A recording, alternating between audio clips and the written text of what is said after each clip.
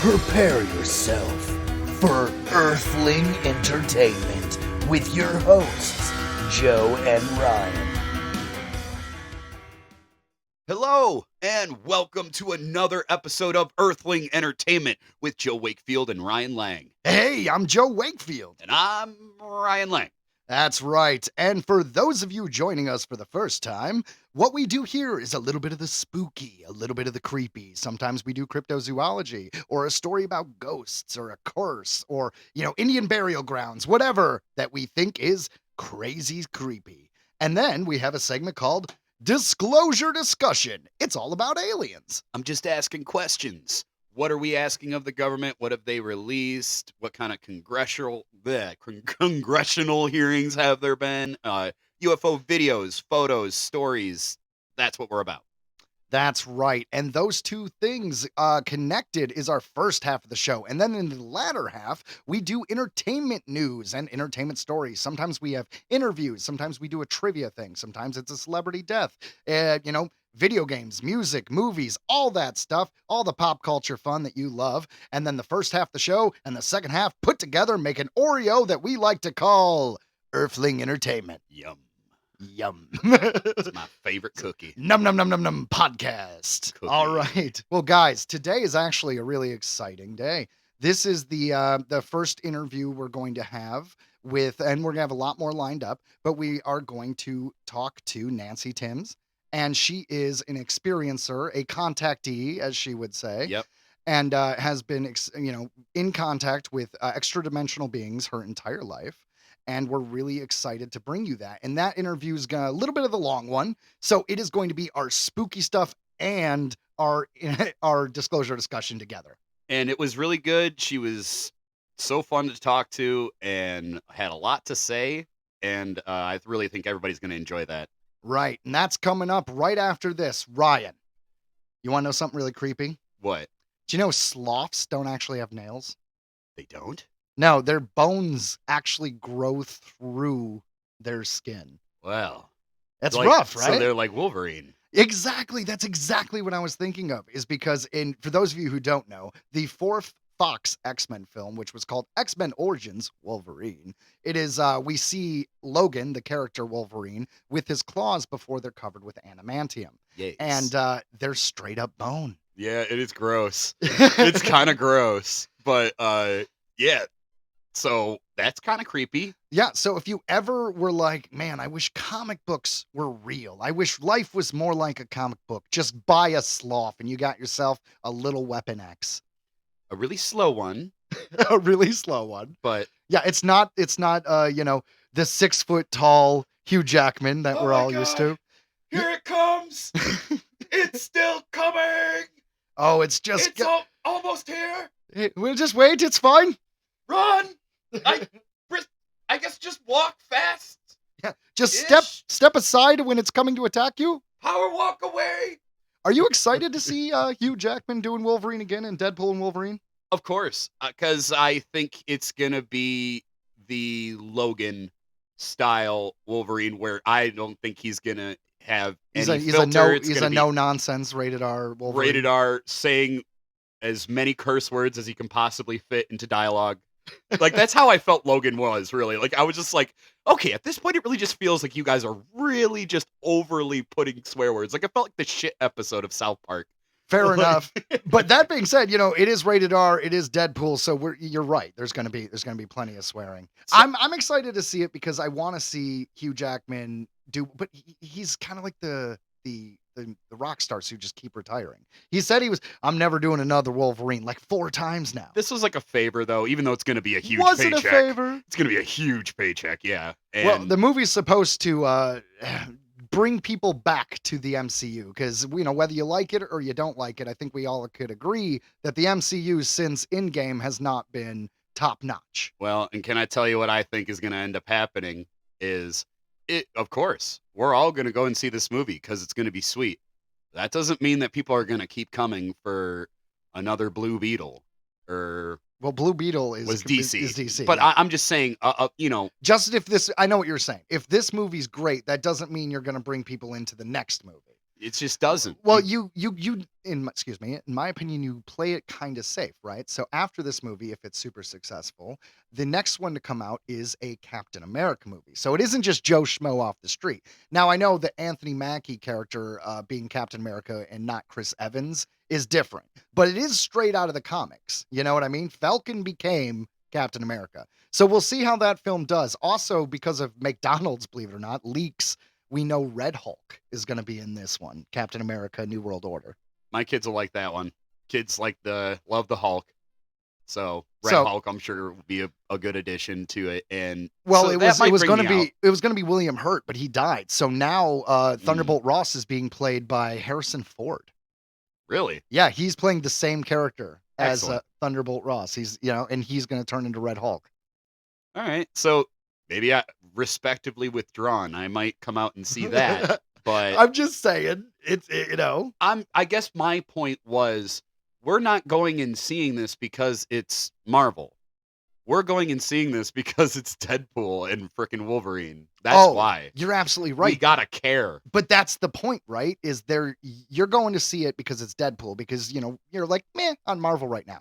A lot of people are, which is why if they knock it out of the park, you might go to the next Marvel movie. If this is great and sets something up or just puts us in a position to be excited about the MCU again, then that would be wonderful, right? And also, here's another thing. This probably is the last time Hugh Jackman is going to play Wolverine, because now, it's owned by Disney. Fox no longer exists, which is kind of what they're going to make fun of in the Deadpool movie. So we're going to recast Wolverine. Yeah. Everyone's talking about who the new Wolverine's going to be. I want it to be Daniel Radcliffe. I'm just throwing it out there. Daniel Radcliffe? I could see that. It's everyone on the internet's talking about this as a possibility. It's not a hot take. I like him as that character. Danny DeVito. Oh my God. You know what? All jokes aside, if he was younger, he is the more comic accurate Wolverine. That's what's up. He's so small. Yeah. Wolverine was supposed to be small. He's supposed to be like 5'1" or something. Like, I don't even think he was. I think he was like 4'10". Like, yeah, he was really short. Yeah, the Wolverine of the comics, he was like this weird little, Danny DeVito, great pick for like a 90s X-Men movie. Great pick. It would be amazing. Can you imagine him? He just comes out and he's going, rum ham! Snippy, snippy, snide! And then I start eating garbage. Yeah, his character as Always Sunny is amazing. Dude. And so anyways, I start slashing. Weapon X! Yeah. Nail on the head. That's well, right. Perfect. All right, guys. Well, I think it's probably a great time to start our spooky stuff and our disclosure discussion. Are you ready? I'm ready. All right, guys, here we go. Check it out. Hope you guys enjoy. Spooky discussion. Hello, and welcome to a very special edition of Earthling Entertainment. I'm your host, Joe Wakefield, and I'm joined today with my co-host, Ryan Lang. That's me. Excellent. And we're here with our lovely guests. Nancy, is it Thames, right? Thames, like the Thames River in England. Yes, you got it right. Excellent. Okay. All right. See, I practiced. I was like, I'm going to get this name right. We're not going to have an interview where I mess up her name. Yeah. That's right. And today we're going to talk about your experiences with extraterrestrial life. And you would consider yourself, I know, not an abductee, an experiencer, a contactee. We want to get that right. All right. Excellent. So, this has been happening. You've been contacted since you were a child. Is that right? Yes. My first conscious memories go back as far as 2 and 3 years old. And, throughout my life, I've always had face-to-face physical contact with interdimensionals and extraterrestrials. So when I was very young, it was fun, playful, and, it was always intended to be that way. But the world around me started changing my perception or my understanding of what was happening as I got older. Around junior high age, that's when people started to say, or my family in particular would say, you cannot talk about these things.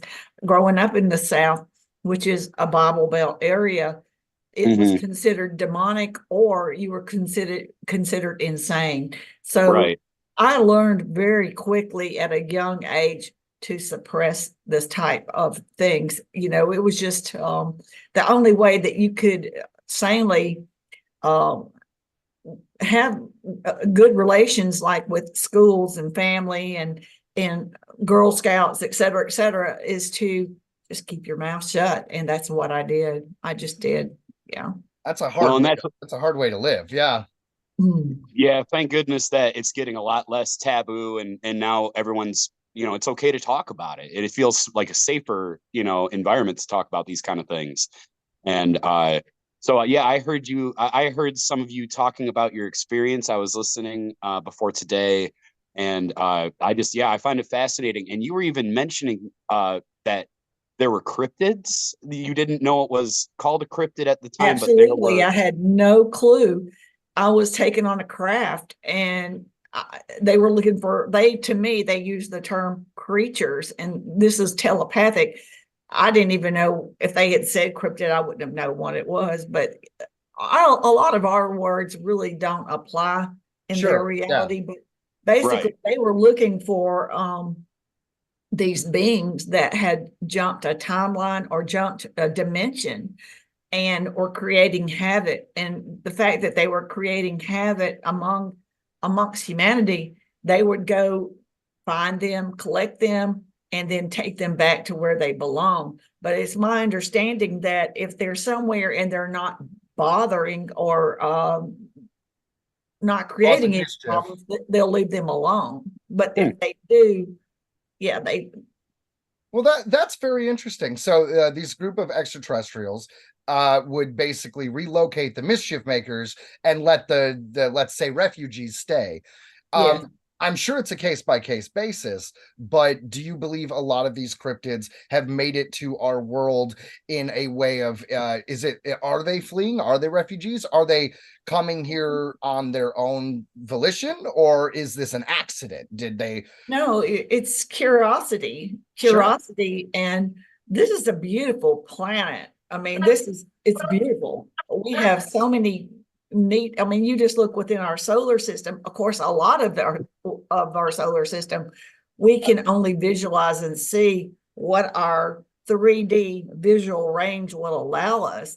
And what I mean by that is that there's extraterrestrials, interdimensional things all in our solar system and in our skies. We just can't see it. It's just like, we're like vibrating on a different frequency.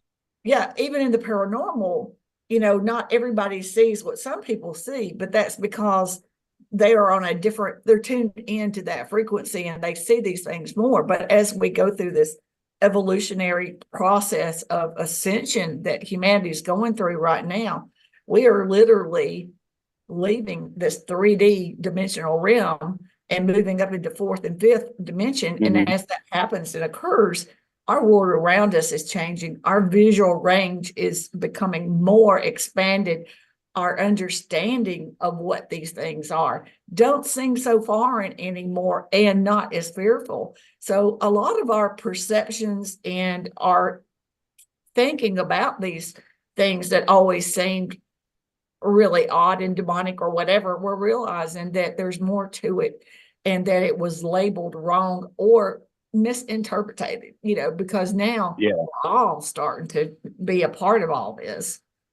Yeah, absolutely. Well, the whole idea of being helped out by higher beings, I mean, we go to Greek mythology, we have Prometheus giving man fire, and that, in my opinion, is a perfect interpretation of being touched by these higher beings and being helped move along. And a lot of times that character in history or mythology is looked at as a demon or a bad omen. So that is a very interesting take on that one. Yeah. Well, even a lot of people that's had what they called abductions as they've gotten older, and Travis Walton would be a good example. They made a movie about him, Fire in the Sky. Yes. Yeah. When he was a young man from Arizona, he was a logger out in the woods. He was simply at the wrong place at the wrong time. And he was very traumatized. Fear is real. Being traumatized is real. I mean, human is gonna, when you experience something that you're not familiar with, and it's very fearful. So all those things are true. But now as he's gotten older and understands the situation more, he understands they weren't looking for him, and he really wasn't looking. They weren't looking for each other. It just happened. It was the wrong place at the wrong time, and if they had left him there, he would have died. But they took him. They fixed him up. Did medical whatever he needed. And then they let him out, not in the area where they found him, but in an area where he could get to a hospital and continue on with his, medical conditions from the experience.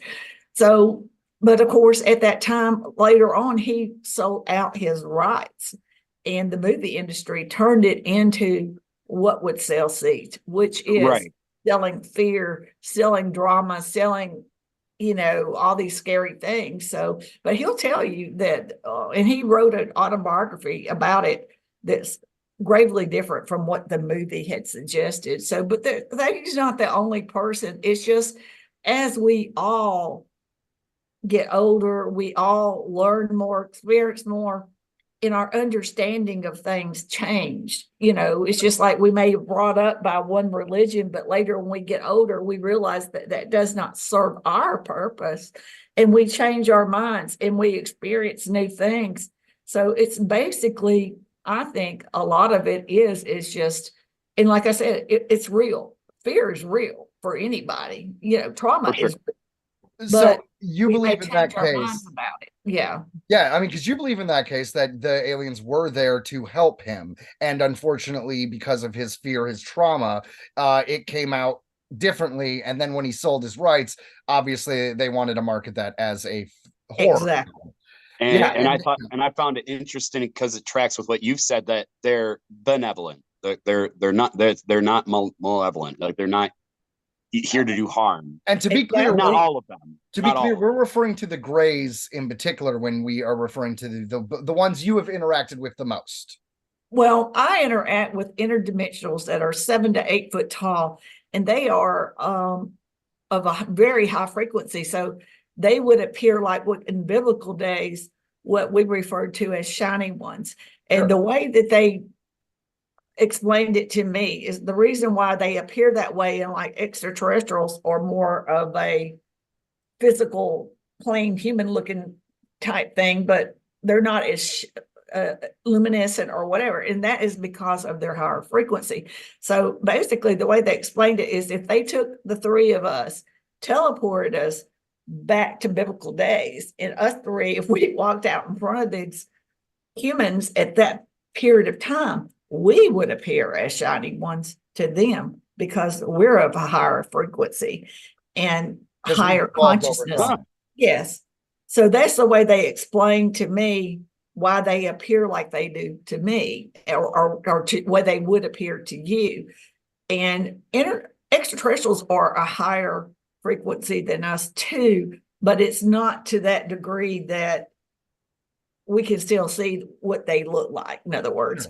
And for they're me, farther along the journey than we are, but not quite there. Exactly, because they're all a billion years ahead of us in evolution. And with that, as they evolve, it's kind of like a cycle of moving up forward into dissolving negativity, dissolving warlike ways, learning more positive values. And so it's kind of like we just have to sit back and let evolution do its job. I know we all get impatient, but really time is a human concept. There is no such thing as time in the cosmic realm. So what seems like, for me, I'm 64 years old, what seems like is a long time in our human years, to them, it is nothing. It is absolutely nothing. Yeah. Wow. So it's, well, and especially, if they maybe if they exist in time, like if one of the other dimensions is like basically time, like, and not like, instead of like, we just know third dimension, we couldn't even wrap our mind around it probably. And that's why, like you said, you're like talking they about vibrate, a fourth right? or fifth dimension. Right. And it's like, when you see them, they vibrate because it's like you're literally, your eyes are just doing its best. Like you're just trying to make sense of something that you don't understand. Yeah, wrapping your mind around a higher being And Right. exactly. And the way they explained to me too is like there's life all around us. We simply don't see it. And they've showed me visions of trees talking to each other, plants talking to each other, even air, water, everything is a living conscious being, but we're not at that level of awareness and understanding that we even see it. So therefore we don't believe it, but they are living conscious beings. And basically, from my understanding of what they've shown me, is that our planet Earth is a living conscious being. So our planet, all living conscious beings on it, including all planets in the universe and extraterrestrials, interdimensionals, have been waiting for humanity, human beings, to wake up and realize who we are. I hope we Finally do. understand, and realize our connections, not only with each other, which we seem to have forgotten, understand that, we are all one and we all support each other. And so is all these other things, because when we were created on this planet, all of the plants and animals and whatnot were created here as well. And we're all here to support each other. So anything that we ever needed was put here for us to sustain our life. So, but we have just forgotten a lot of these values. And that was one of the main reasons why they sent my son and I down to Mexico to meet an indigenous tribe, because they were so in tune with the planet, so in tune with things. And I spent a day with the interdimensionals, and my son had his time with them, but then he also spent a lot of time out in the woods and hiking with these indigenous people. And they truly I'm sorry to interrupt you. Sure. But this is very interesting. I'd love to expand upon this. You say the visitors that you spoke to asked you to go down and contact an indigenous tribe? Yes. Please elaborate if you can. That's very interesting. Yes. Well, my son is an experiencer just like I am. He has all the downloads, and he was gifted a Kundalini experience, which they gifted me about 2 years ago. And that really helped us to put all these bits and pieces together that all through my life, that at the times that it happened, I just, it made no sense to me. I couldn't put it all together, but now I do understand it. And it has really worked. But they sent us down there to meet the Zapotec race. And they are an indigenous tribe of Mexico whose lineage goes back as far as the Mayans and the Incas. And they are considered a dying race. And the reason why that is because their race was on the verge of an ascension, and they were getting very, very close. But all of a sudden, all of their younger generations just left their tribe, left their group, and they wanted to modernize. Yes, they were more interested in technology and materialistic ways. So basically, they're a dying race. There's no lineage to carry it on. So they wanted us to meet them because there is a beautiful group of people living up on this mountain. And they're also called the people of the clouds because it took us 3 hours to get up there. And when you get up there, cold, it's very cold. And when you look down, the clouds are below you. So, but they were living off the land in their yards. They grew everything they needed. They collected rainwater. Some of them, the few that had electricity, they only used it for lighting in their home at nighttime. They still did all their cooking and their washing outside primitive ways. Sure. So they were, and so eco-friendly. But the thing that was amazing is that for me, they came for me and took me outside, and they took their hands and said, and this is the interdimensionals, they said, everything is alive.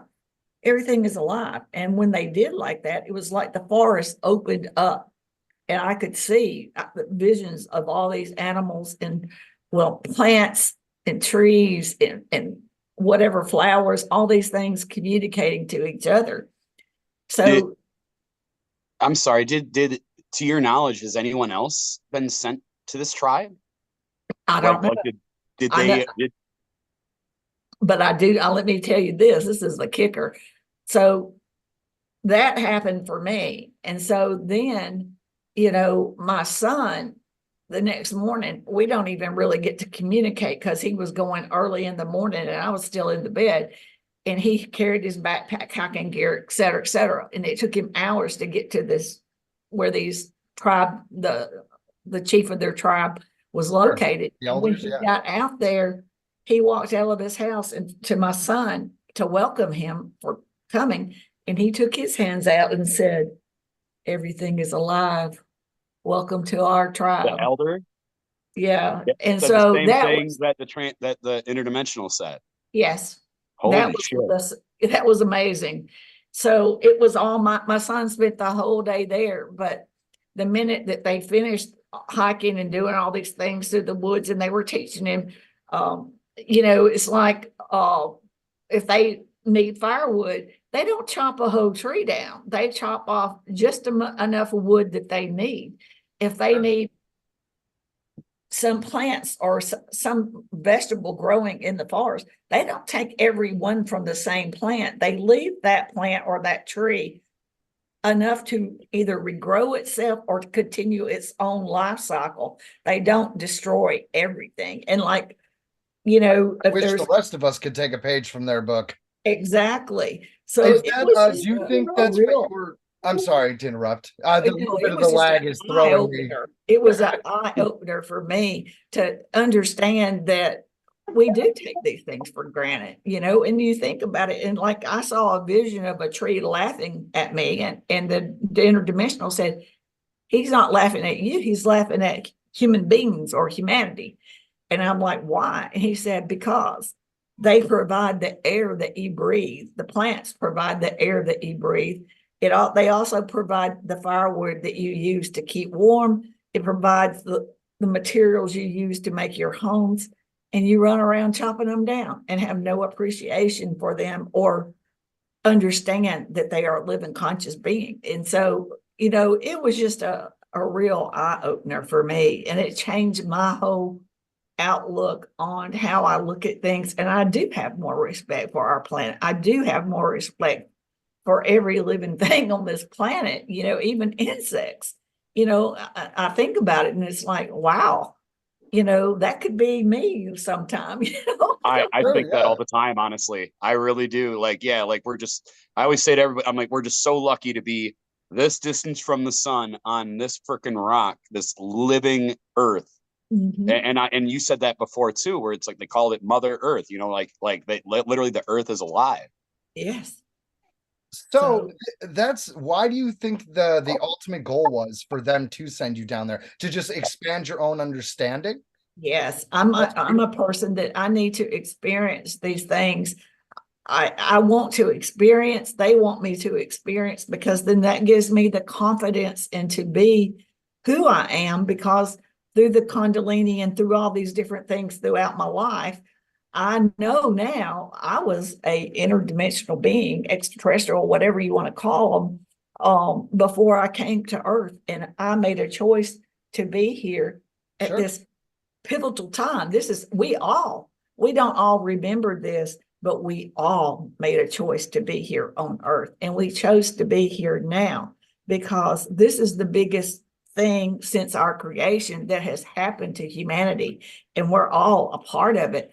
And that's why I keep saying it does not matter whether the government tells us yes or no. We are all going through this ascension and evolutionary stage of waking up and realizing who we are. Humanity, human beings are the disclosure. We are the disclosure. Extraterrestrials and interdimensionals have always been here, even before us. They've always been here waiting and watching for us to reach this level of higher consciousness. And we are here. And we are the disclosure. We are the ones that are planet Earth, Mother Earth, and all living creatures on our planet and the cosmic realm has been waiting for us to realize who we are, our uniqueness, our importance, and how important it will be for us to join our families in the cosmic realm. And we can Whatever be, our lineup is in the universe. oh, they're all over the place watching us. This is a big event, and they're very crap of us, and it's, and everybody's like, well, how long is this going to take, et cetera, et cetera. In their reality, there is no such thing as time. So I can't give you a time frame. It basically depends on humanity, It's literally all relative. It depends on us, but as long as we're working towards it and making the efforts, I'm sure that will be a major consideration in the long run, as long as we're not going backwards. And I think that we're going to understand that the amount of manipulation and control that has been over us for not just in our generation, but it goes way, way back, even far back as like division, keeping us divided in languages, keeping us divided in religions. So we're going to the Tower of Babylon. We're going way back. Yeah. So So this is something that has been going on for a long, long time, and because of it being that's all negative and warlike ways, and are part of this 3D realm that we're in. But we're branching off, and we're leaving this. We're leaving it. We're evolving, hopefully. Yes, we are. And I can see it all around us, and it's like we have to understand it's part of this is learning to be more positive and learning a new way of thinking and a new way of living, not focusing so much on materialistic things, but increasing our family values, increasing our own self and our awareness, understanding who we are, looking within, not what the world around us has turned us into, but reflecting back, looking within and saying, who is my soul self? Who am I truly? Why did I come here? What is my soul purpose? And what I do is I meditate to my subconscious and ask it to open up to my human consciousness, because your subconscious knows all these things. So you're just asking it to open up and help you understand as we go through all these big changes around our world, big decisions, big changes. And we ask ourselves to give us the knowledge and make the right decisions about what we're going to be exposed to, because I don't think it's really important whether anybody believes me or believes anything else. And I don't think we should rely on a government to tell us things when we already know we have been lied to so much in the past. Our history, our true origins, and it's not just government, it goes way back, way, way back. So I think we need to figure out who we are, trust in ourselves, listen to our hopes and our soul, and let our mind help us, and we will not need affirmation from anybody else. We'll know it already within ourselves. Yeah. That's beautiful. I love that. That is really good. And I'm right there with you. I hope we are all evolving to a better thing. And you are right. At the end of the day, the truth comes out, whether those trying to stop it, it doesn't matter. It's like water. Eventually it erodes and it'll all be there. Yeah. There is a couple things that, if you don't mind, I'd love to expand upon. Because I was thinking about this. If you were an extra dimensional being, because you mentioned that before in another podcast, because we did our research and checked you out. Sure. I was wondering, do you think that it was a situation where you were perhaps reincarnated in like the Eastern religion sense, or do you believe it was a conscious descending where you might take from energy to a physical form? Was there a renewal of your lives, or was it a continuation? This is my first time to come to Earth. Sure. And that is because this is the biggest event and is top priority within the cosmic realm. We are the ones in need. We are the ones that are going through this right here, right now. This is not the first time that interdimensionals and extraterrestrials have seen beings throughout different universes and galaxies go through this.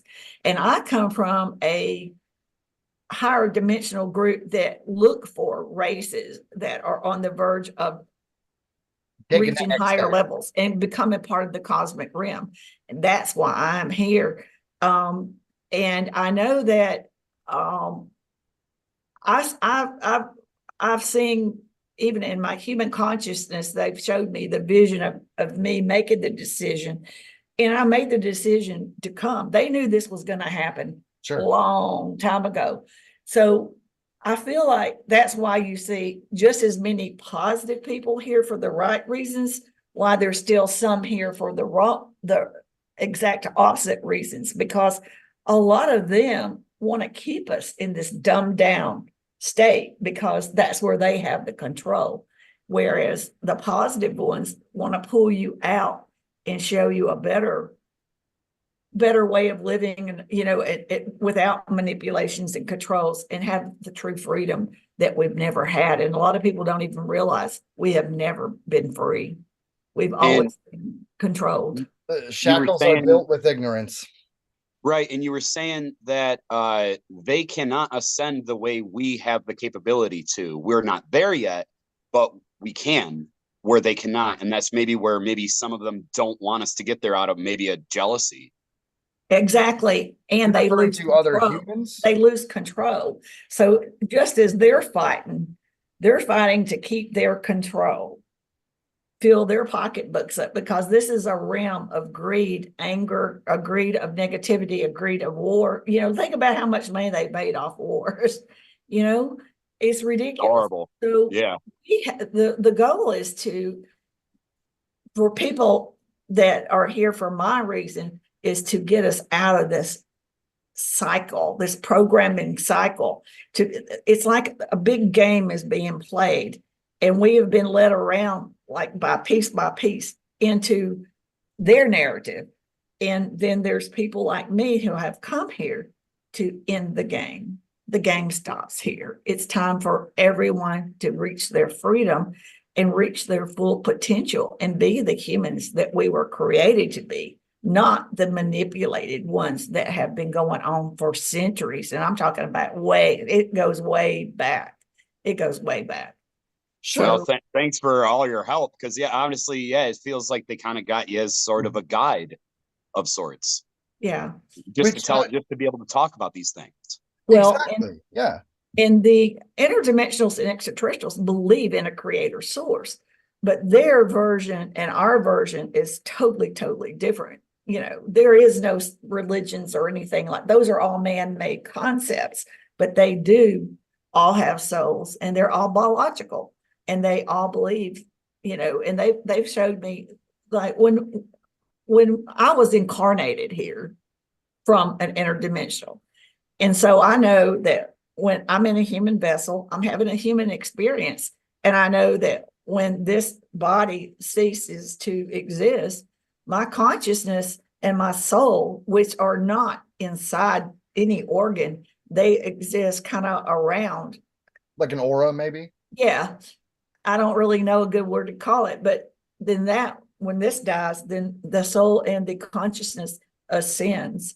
And then when we get to up into it, when we get to that decision making, we have choices on if we haven't experienced things that a lot of people don't like this word, but a lot of times, we make soul contracts before we come here. We decide what we want to experience before we get here. Then when we get here, our prior memories are erased. And so that's why coming to Earth is a school. It's a whole new experience. Everything is wiped clean. And so we're starting all over. Yeah, you'd have to wipe it clean, right? Because otherwise you'd be tainted by your previous knowledge. Right. You can have the Earth experience without it being affected by that previous. Yeah. But some people feel like they're being trapped, though, into this Earth cycle. Sure. So for that, people that feel that way, the way that I see it is that this is a way out, is by us finally getting out of this 3D realm. Because as we get in higher evolution and as we ascend, we will know more about our past lives when we have the human experience. We will know more, and it will be more of a beautiful experience. Right now, I don't think that the human experience is that grand for a lot of people, because it's working 2 or 3 jobs, having very little family time. All the focus is on materialistic things, greed. Most people, it's all they can do just to put food on the table and to keep their children educated. And, it's just, Functional humans, yeah. yeah. So you miss out on a lot of the beautiful things about our planet. For one, our family lives. And the second thing is our health. By the time we get to the age of retirement, we're usually unhealthy or unphysically fit to even enjoy our life at that stage. And these things were done intentionally. We have toxins in our food, in our air, in our water. All these things were done to keep our pineal gland shrunk, crystallized, non-functional. And also, that's the third eye, the yeah, the a lot gland of in the people call center it of the the third brain. eye, Yeah, but it's really a little small thing in the back of the brain. it looks And like a pine cone, doesn't it? yeah. Yeah. So all these things were done intentionally because they want to keep humanity in this 3D realm. And it's also a way of population control. Oh, They cannot make money off of people that live a long time. So healthy people and intelligent people, they cannot make money on. So they keep us dependent upon synthetic drugs. And our bodies were not designed for those things. sure. Everything we ever needed was put here in a plant form. So they're sitting on a lot of information and technology and free energy. We shouldn't be using fossil fuels. I mean, we could go on and on and on and on about I mean, all it makes you worry about the things we've killed and destroyed. We've burned down whole forests. What maybe the cure for cancer was right there in a flower we never even paid attention to. Exactly. So, but Yeah, there's no money in a cure. There's only money in treatment. There's only money in the treatment. Yeah. exactly. Yeah. So we have to, so our way of thinking, we have to see things from the perspective of the manipulation and what it has done and what it bound us to and locked us into. So if we learn, to use more intelligent decisions and not let these things control us. The news and media, half of what we see on there probably isn't really even happening. They're doing that to keep us separated, to keep us from having faith in each other, from having faith in our country, having faith in anything, because keeping us separated works for them, because they know once we get intelligent and we all come together as one, as we're intended, we are unstoppable. And you think about it, humanity is big. A lot of us. Well, yeah. And And if everybody starts waking up and realizing all these things and finally does get our frequency at a much higher level, which it will happen. I don't know when, but we're already creeping up there. Things are going to change rapidly. Things are going to change a lot. And they're not going to be able to control these changes or human beings. Would you say that this has kind of been the main message, warning that you've been given by these interdimensionals? And Yeah. Your mission is to wake you up. wake us up. Yeah. So, Hey. all right. So, to that end, let's say there's an individual who comes to you and says, all right, I'm on board. I want to be a more evolved person and I want to take this journey. What are the first steps? What should I do? Work on yourself. Sure. Go within. Figure out. For me, I am not the Nancy Thames that the world around me created. Okay. I look within. I pull from my subconscious into my human consciousness, and I realize there's a difference. And I pull from it, and I ask and give permission for my subconscious to reveal information to me, to help me. And I tell it, I know that our world is changing. I know that decisions will have to be made, and I want to make the right ones. Give me guidance and help me. And I meditate, and I meditate within, Sure. work within. Then when you start getting your frequency, and you'll be able to tell it because it feels good. Have you ever heard of anybody that runs a lot and they talk about that adrenaline rush that they get? Yeah, like the runner's high that they talk Yeah, about. yeah. This is the same thing. As my frequency raises just by sitting here and talking about this stuff, I feel it. And it's like a surge of energy that feels really good. So you'll notice it you'll be able to feel the frequency, and it feels so good. It inspires you to do more positive things and to have more positive things. But the way I first started it was whenever I would have a negative thoughts, which we will. I mean, that's what we've been programmed to do. We've been programmed this way. So I replace it with 2 positive thoughts. And so eventually you'll learn to just do this on your own. You'll start noticing that it could be a crappy day outside, but you'll see a beautiful aspect of like, wow, we get to really sit close today. It's really cold. You just find a different way of change your thinking. Yeah, yeah. And so then start within and then work with your children or your spouse, your family, and then it will branch out further and further to your friends and things of this nature. And people will pick up on this frequency. People will notice that you're positive and that you have a new energy and a new insight about you, and they're attracted to it like a magnet. It's like a magnet, and they want to pull and figure out how to do these things too. And that's how it happens, is that it expands like the comet cold. It expands across humanity, and it just gets bigger and bigger and bigger. And that's the way they kind of showed it to me, is how it will happen. And every time people say, well, it just don't seem like that. I just saw the news, this, that, and the other. Quit watching that. That's done intentionally to put you in a different frame of thinking. Those are done intentionally. So we have to change within and then start living differently. Yeah. Definitely. Well, that's awesome. And I love the message, and I'm right there with you. Now I do have a few. Do you mind indulging me on a few curiosities? Sure. Because on our show, what we do is we cover a lot of topics. We do always have a disclosure discussion, which is the alien segment, but we also talk about a lot of these cryptids. And I wanted to get your thoughts on some of those, if you don't mind. I don't mind. You were talking about how they are from other places. Mm-hmm. So that makes sense in the case of like Bigfoot. Is that one of the, something like that?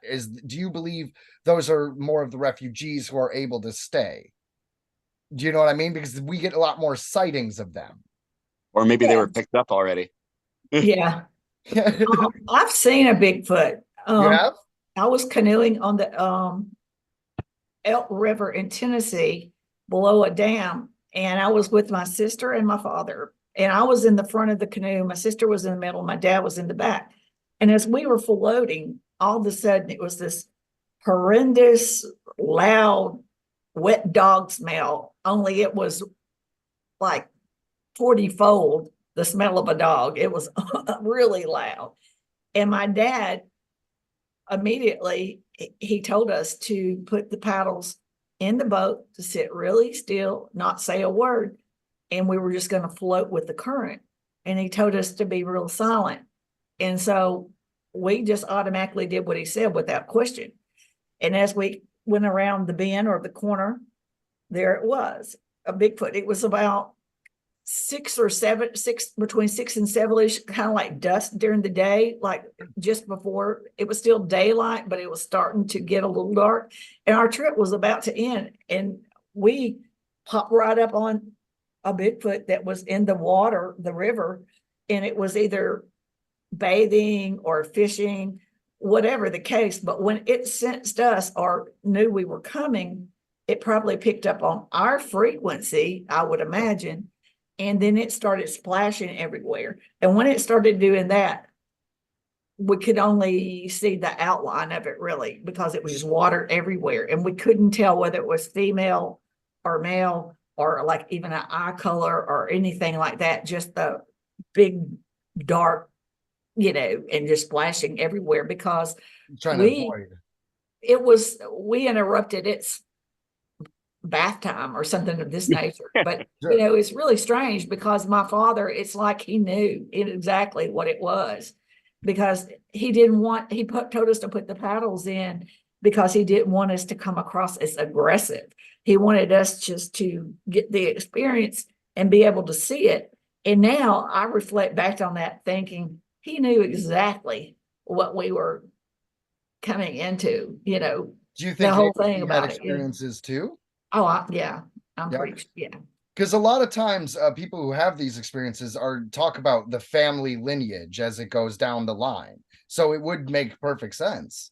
Yeah. Your And you son, have to understand for not everybody that has these experiences recognizes it for Sure. whatever reason, you know, and I know like for my parents, their generation, it would have not been well received at all. And it really wasn't in my younger days.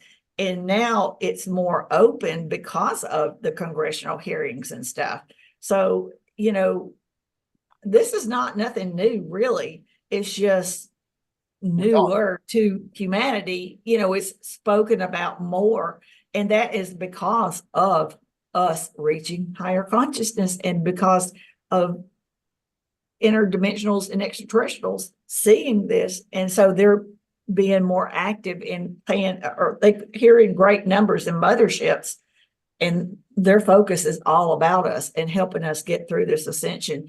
And they're not here to take over or anything and like that. They're only here to assist and, you know, be part, welcome us into the cosmic realm because our technology, we're at the point we're either going to do something bad or we can use our intelligence and be smart about these things. And just like with AI technology, we can either keep it in this 3D realm and the wrong people take charge and use it wrong, or we can take it into a higher level of consciousness and utilize it as a man-made tool, which it is a man-made tool, but use our intelligence to use it to benefit all of humanity and give us more, let it do more of these hard labor jobs and let humans have more family time. And we will learn to label jobs not as jobs, but service to self. We'll call it service to self or service to community. And these will not be these harsh jobs that we've had to do throughout history. These will be jobs that we truly love and enjoy doing. Yeah. Once we evolve past the point of needing currency, what will be humanity's currency? How do you define what would make you rich? And some people believe that would be in our own skills and how we help others. And that's the benevolent future that I hope for. And I'm looking for we'll learn to Star share, Trek, not Star Wars. We'll learn to share things, you know. It's you know, if you have AI working for you in your garden and you're creating all these fruits and vegetables, well, then maybe your next door neighbor has all these trees and he's growing nuts and whatever, you know, honey or whatever. And it's like people will learn to work together in unity. Sure. And the focus will not be our choice of what we will no longer call jobs will be choices that we love, you know. Everyone will be scratching each other's back, so to speak. Yeah, and it's hard to explain to people, especially when they're just barely making ends meet. But again, I just think we have to be patient and let evolution run its course because what's going to happen is going to happen. And we evolved here on this planet and it was done in a beautiful way. And this is the same thing. It's not going to happen so fast like night and day. It would be too overwhelming for the human mind. It has to be done in a fashion for all of humanity so that it is not overwhelming. And I don't see it as people running around with shotguns shooting at things the way that a lot of people say we can't tell humans this because they'll run around. They'll riot. Yeah. So it's just like our creation, it has to be done in a slow, beautiful way. And that's the way it's going to happen. And we just have to be patient and let it do its thing. Yeah. Well, we definitely have to change the mindset of everyone, because an unfortunate aspect of where we are is, you think about, let's say, the 1960s, their idea of the future is kind of like a utopia. You got Star Trek, you got the Jetsons, but now everything is apocalyptic. You got The Walking Dead, or you got to bring up aliens, you have my Falling Skies, one of my favorite shows. And it's just, how is it that we as a people can stay positive when everything around us is just stories about how it's all gonna fall apart? And she was saying it's all part of the plan. That, yeah, I agree. Keep Well, that's us kind of abreast. what I'm trying to piggyback on. Yeah. Yeah. Well, I do know this. Regardless of everything in our lives, good or bad, it all served a purpose to get us and make us who we are today. It doesn't matter what's happened before.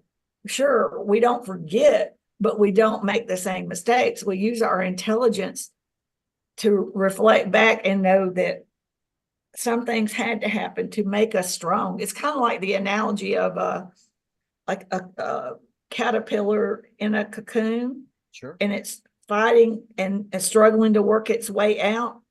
And if extraterrestrials were to come down here, they look at us kind of like that. And if they were to come down here and fix everything, the caterpillar would lose. It wouldn't gain any physical strength. It wouldn't gain any intelligent knowledge on how to cope with the world once it gets out. So we are like that to them. We have to learn from our mistakes. We have to fix them. They're not going to come down here and change or fix anything. These things have made us who we are today. And we have to learn to not go backwards. And we won't, as we keep going and becoming in a higher realm. In higher realms, these negative realms and these negative warlike ways, really, they don't exist in those realms. And we're just going to have to push on up in there to where we're in that reality. Sure. Yeah, absolutely. So when you're contacted, like if you're still contacted, how do they go now? Now, when now that you've been there so many times, you've met with them so many times, it feels like they've definitely succeeded in sending you their message and kind of what they want you to kind of help everybody else learn. How does it go now? They're not done with me. There's big things coming. I don't know exactly what, but I know that there's some things that are going to be happening. And our world is changing very fast, and I think it's going to really take some people really stepping up to the plate and giving some reassurances, being truthful, being honest, because it's going to be some critical things that happen and people are going to want to know the truth. Right. Yeah. Right. So it's like they're still conditioning you for this. Yeah. For this big kind of almost explosion. It's another step. Like we're just waiting for it. Yeah. So like one day we're just going to wake up and like everything's going to click and like now your plant's talking to you. I mean, come on, buddy. Well, the way they explained it to me is that, well, dimensions are not physical places. They're higher levels of consciousness. And by the time we all get there, it will happen so slow that by the time it gets to it, it will seem like it's always been that way. Sure. We won't even realize it will just be like it's always been. You know how you kind of look back at time and you can see like there's big areas of expansion in technology, big expansions of just how we just like had these major jumps, you know? Just big boom. Like the horse and buggy to the automobile. Yeah. So try a train to the spaceship. Right. Holy shit. Yeah. So I think it's kind of like, it's just like it happened so slow. It's like, it's not until much later that you look back and reflect and go, wow, what happened in between that period of time and this period of time? It's just the missing link of information. Yeah. And maybe like the others, maybe time will become, like you said, like kind of non-existent. Like time won't really be a thing anymore. Yeah. It's really strange. Like, how did we even come up with all these things? Control. I think you hit the nail on the head. It's control. It's to Yeah, suppress us from being able to expand like Well, yeah. yeah, that. it's like, It's I don't like want to be keeping us all. pessimistic, but it seems like throughout history, religion and belief in general has been used to control the masses more often than anything else. So it They makes use sense. fear, and they're in the higher realms, in interdimensional and extraterrestrial eyes. There is no fear involved with Creator Source. Sure, yeah. Why would there be? They created us. Yeah. So, we just got to get out of this 3D realm and start realizing who we are and what beautiful beings we are. And I think that it's just going to be an amazing time. We all chose to be here. We're all a part of this. And I think that's why I think we are the disclosure. We are, because we're understanding things that we never understood before. And we're experiencing things that's just amazing. I've never heard it put that way, the way you've put it, that we are the disclosure. I like that a lot. Well, I think that's why I came here, is to let humanity know there's nothing. The extraterrestrials, interdimensionals, and all these things have always been here. What's changing is our awareness and our perception and our understanding of the universe and the world around us. And that is the amazing thing. That's amazing. It is. It is. Yeah, it is. So if just curious, when we all chose to be here, we're all here now. We have our experience on Earth. We have our human lives. Then when we pass, do those experiences somehow get collected or put into the overall consciousness of the higher beings? That's we're downloading our lives, essentially. It'll be a part of your collective consciousness. And these are experiences and higher levels of consciousness that your soul is obtaining. So every time, that's why you'll have choices. You may want to be a dolphin. You may want to be a extraterrestrial. You may want to be a rock. There's different choices. And at some point, you just say, I don't want to be a physical being. And you just stay up in an etheric. And the beautiful thing about this is we are immortal. We're multi-dimensional. Here on Earth, we die in this body, but our solar consciousness is immortal. And who knows what will be next? You go on and on and on. Yeah. Wow. And I there's like that. different galaxies and different universes. So there's a whole lot of jumping around up there. Yeah, maybe you're some avatar up there. Who knows? Yeah, right. I want to be 12 foot tall, green, and have wings. Why not? I want a dragon. Or maybe you're an extraterrestrial craft. Their craft are living conscious beings. Their planets are living conscious beings. Maybe you want There to you go. Maybe you want to be an aircraft, a craft. Yeah. Unbelievable. Upon me, there is a whole world. That's very interesting. That's very ego, the living planet, if you will. Yes. Excellent. It's well, amazing. This is wonderful. Thank you so much for joining us on the show today. We Thank really you for having me. I love it. Yeah, it's been fun. Hopefully we can have you back again soon. Definitely. Yeah, we'd love to have you back. It's so fascinating hearing your story, and the fact that you're still contacted still is it's amazing. Yeah. Was there anything else you wanted to ask, Ryan, or anything else you wanted to say? Nancy, I don't want to cut anyone off. Oh, you're not cutting me off. My website is timeforthisdisclosure.com, and my Facebook group is Time for Disclosure / We Have Never Been Alone / We Are the Disclosure, and I truly believe that. And I plan on being more active worldwide, and I plan on being a part of all of the MUFONs. I'm going to the International MUFON Symposium. I'm going to try to make some good connections, see what I can learn from anybody out there that's got some good information, and then I will want to share back with everyone. And I want to just keep going with this as far as they'll let me go. Anybody that speaks English, I'm ready to, put the word out there and just keep going with this. My goal, I would love to go to the United Nations and get them on board. I mean, I'm setting the goal high. Well, why not? If I you, like if you that. don't reach for the stars, you're not going to get I one. was about to say, reach for the stars. Hell yeah, that's what we do here. Absolutely. So, and whatever I experience, I plan on sharing it with the world because we have a right to know. We need the truth. We need the truth. Yeah. You do. Earthling Entertainment Special Report. So, Inside Out 2 has made $1 billion 3 weekends and it has joined the $1 Billion Club. It is the first film of 2024 to do so.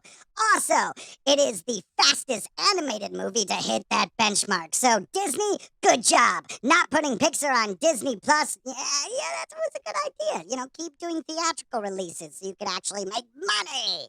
So, Earthling Entertainment Special Report. Remember that guy? Remember that gal? Well, now they're dead. Actor/comedian Martin Mull dies at 80.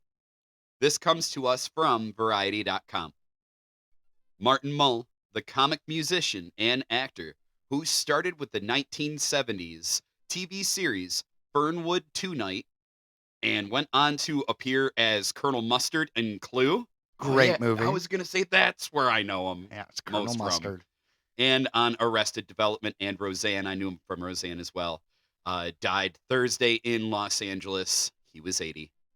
Yeah, I mean, 80 is, if you make it to 80, I think you won, but it's still like, damn, you just crossed the finish line and then passed away. That's, I consider that a total win. If you make it to 80, it is a win. I think that is where you officially life achieved. Did it. Yeah. You did it. Because it's only quickly downhill from there. Well, I mean, I guess it depends on how healthy you are, but yeah, most people don't live for, more than 100 years, so yeah. Who are you? That's going to be me. Mull was nominated for an Emmy in 2016 for his guest role as political aide Bob Bradley in Veep. Good show.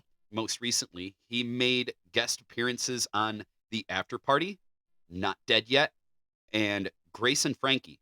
He guested in 2015 on NBC comedy Community. Best show ever. I want to say Dan Harmon's Community. Great show. Started in 2009. Went on for 6 seasons. And we're going to get a movie. Great show. Continue.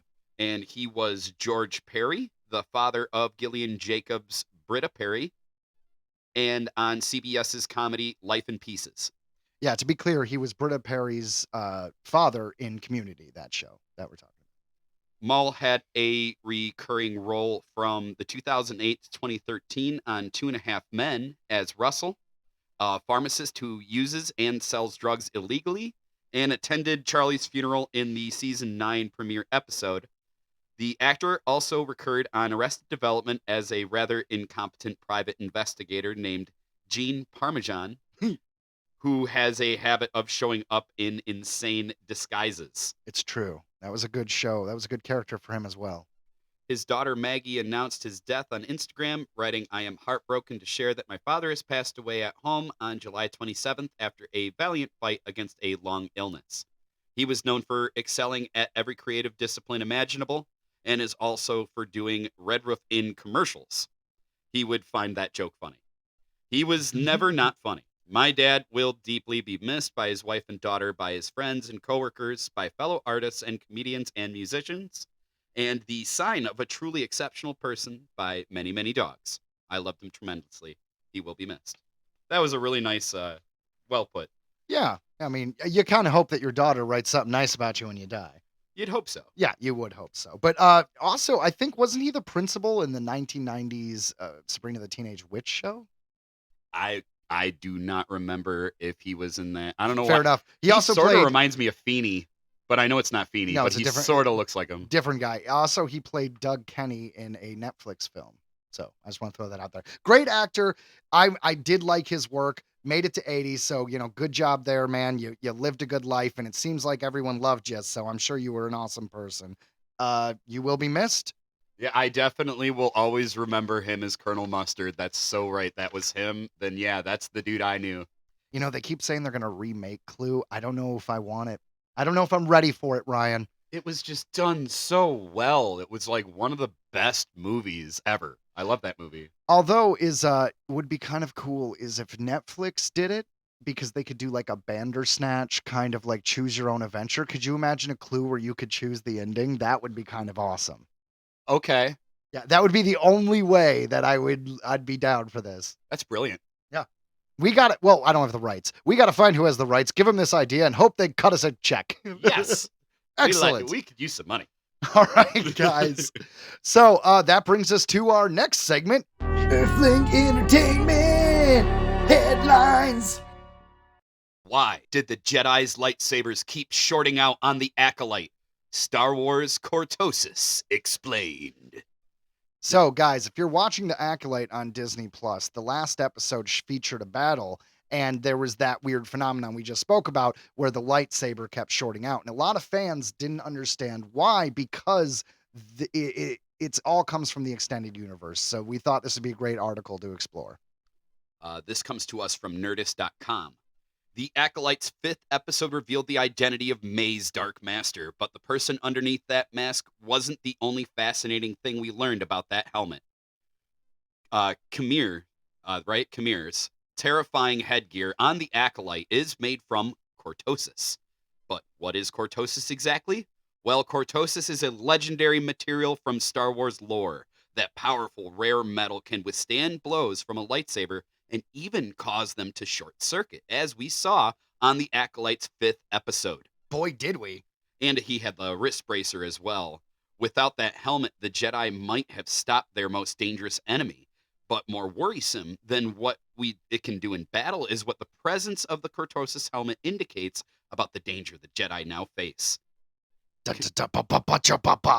Khmer's wears a Cortosis helmet on the Acolyte. The Cortosis is an uncommon metal that is amongst the strongest and strangest in the galaxy far, far away.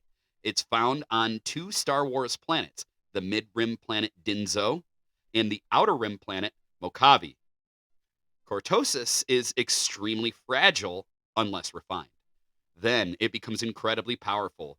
Timothy Zahn's Thrawn alliances explained why the rare metal has unusually high energy absorption and transmission coefficients that allows Cortosis to dissipate energy blasts along fibers without damaging them. While Cortosis has its limits, notably lengthy energy attacks, it still poses a unique problem for Jedi fighting a dark side user. Cortosis can short out Jedi lightsabers, as we saw in Star Wars The Acolyte. I'm just going to do that every time there's a weird pause. In short, refined Cortosis can withstand a lightsaber blast while causing the weapon to short out. Khmer used his helmet to do both fighting multiple Jedi on Kofar. His helmet provided a shield that blocked lightsaber strikes, allowing him to fight in a unique style. It also made the Jedi weapons temporarily malfunction and shut down. Those brief moments brought Khmer extra time to defeat his confused, briefly unarmed opponents. Without his Cortosis helmet, Khmer likely would have died on that planet in the Acolyte's 5th episode. Master Soul bested Khmer after the Dark Master lost his mask. Cortosis dates back to the franchise's Non-canonical? Thank you. Pre-Disney Legends era. It notably appeared in Star Wars Knights of the Old Republic and Darth Bane stories. Their Cortosis was best utilized as an anti-lightsaber weapon that also cost them the short circuit. 10 years before the Acolyte, Cortosis made its canonical Disney-era Star Wars debut in 2014 in John Jackson Miller's novel New Dawn. Great novel, by the way. In its new form, it still closely resembles the original Legends iteration in both terms of both properties and uses. Cortosis's new canonical history also traces back millennia to the era of the Sith. That's when Star Wars legendary Nullblade was created to fight against the Dark Side Order. During the Clone Wars, Count Dooku also used Cortosis to create a protective shield that he employed against the Republic. And a possessed Dr. Aphra even used the Nullblade in a battle with Darth Vader. Yeah, Dr. Aphra is a great comic series. For those of you who don't know, there's also one novel that was based on the audio drama. So Dr. Aphra is like a Indiana Jones of the Star Wars universe. Asian chick. Really cool. Cool.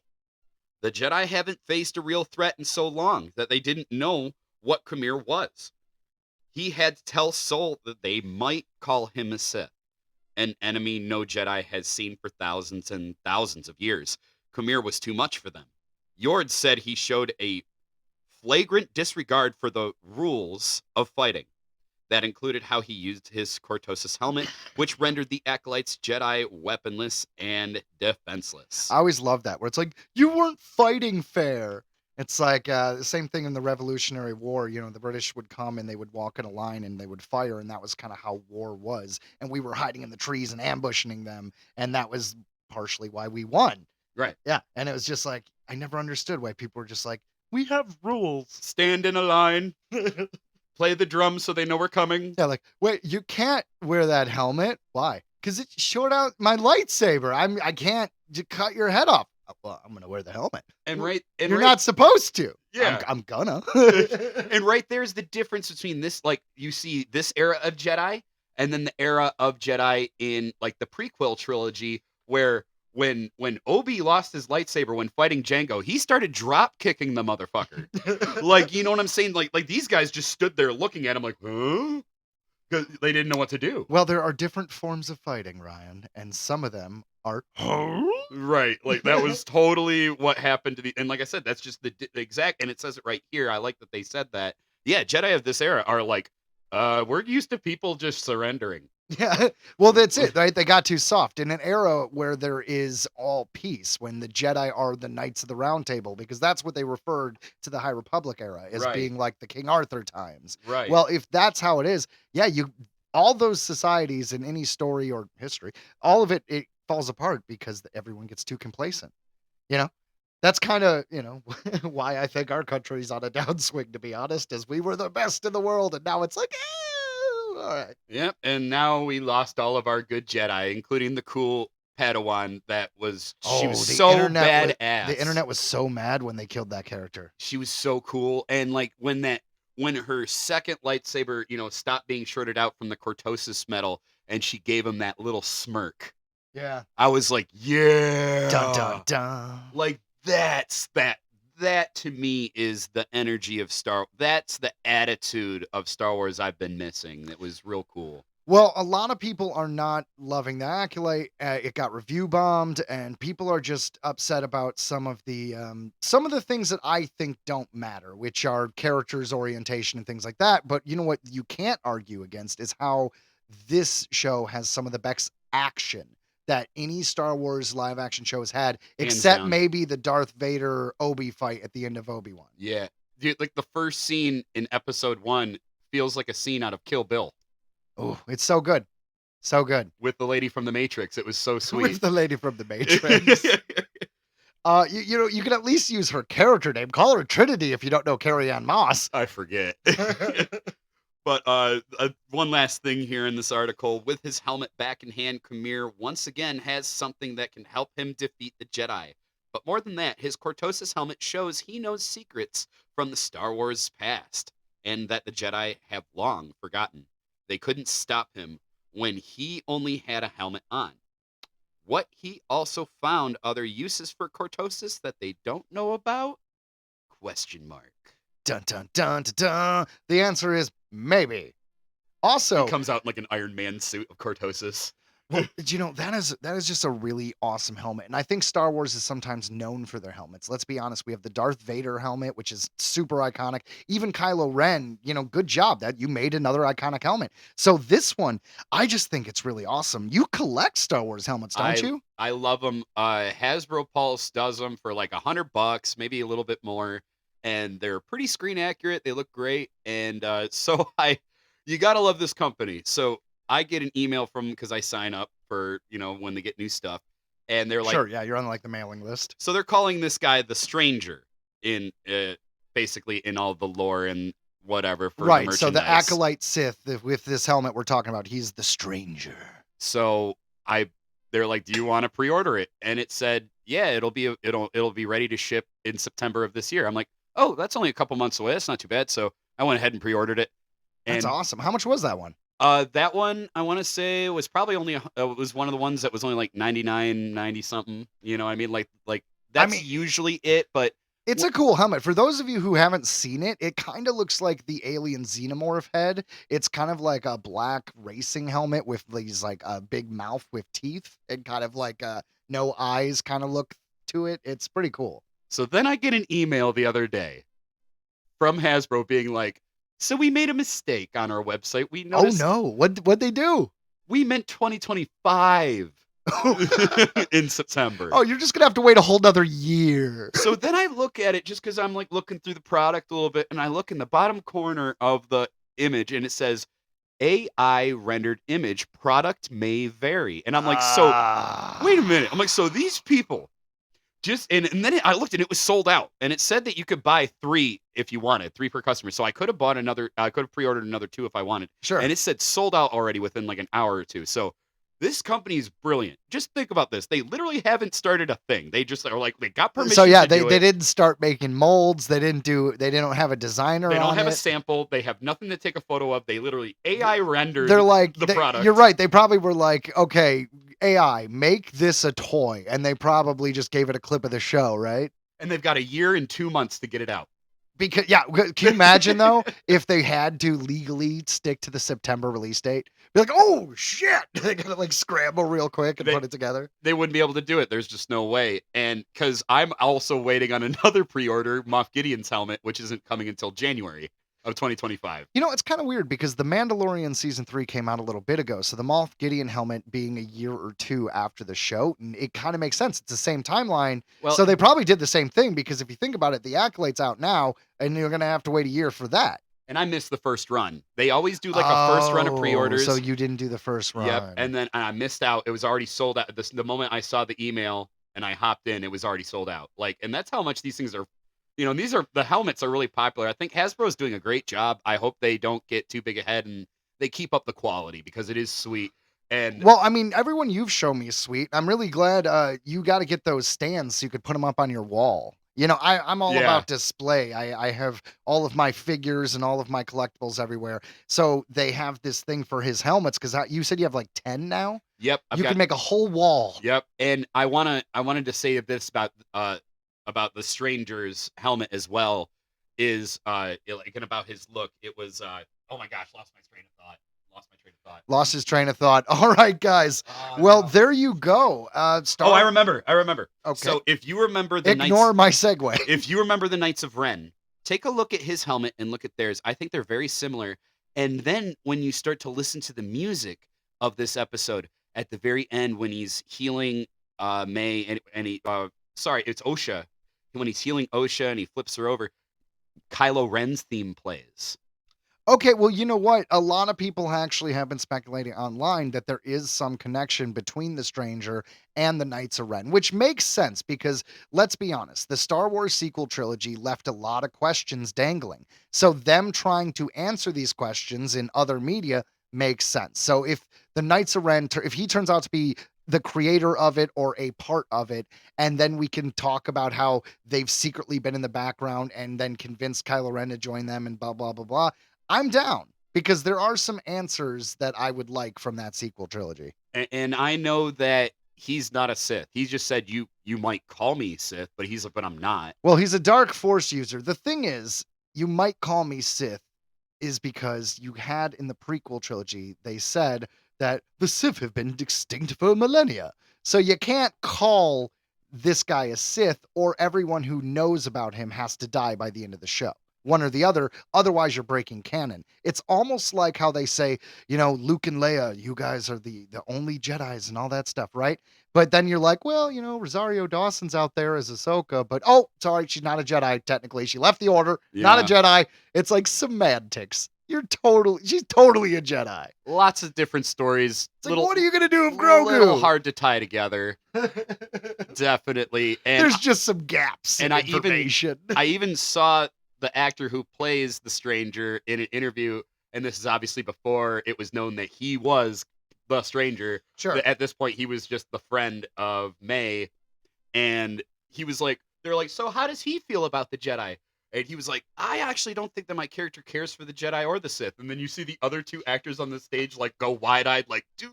Yeah, you shut up. You're giving stuff away, maybe. So that's where I feel like he definitely is not a Sith at all. I think he is 100. Like he said, I want to use my power how I want to, without anyone's rules. Well, like I said, to stay canonically correct, to not break canon with what they've already established, him not being a Sith, once again, semantics is the only way to do that. But all right, guys, that brings us to headline number 2.